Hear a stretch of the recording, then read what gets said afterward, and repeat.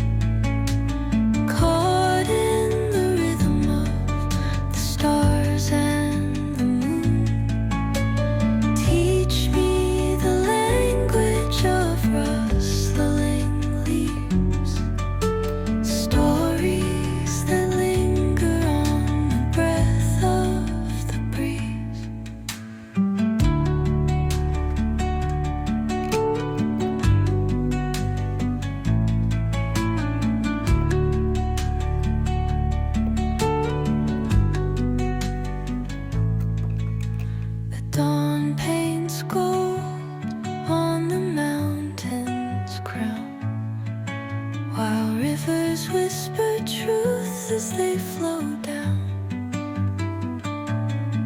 And their songs entwine with the trees that stand. So what I've done here is I layered up the tassel onto a couple of different layers that I had left over from my cuts so that it kind of pops off the page here. And then this, I used the numbers to cut into the layering piece so that the yellow from the background is showing through. And on this one, I just paper pieced the numbers together, and I used the cutouts to make kind of a stencil to lay the pieces back into. It'd probably be a lot easier if I had used some double-sided tape, the adhesive sheets from Stamps of Life. That would have been a lot easier, but using the outlines from the cuts of the dies did make it easier to get those lined up. So there's those two cards here. So there's those two. And then my folded cards are here.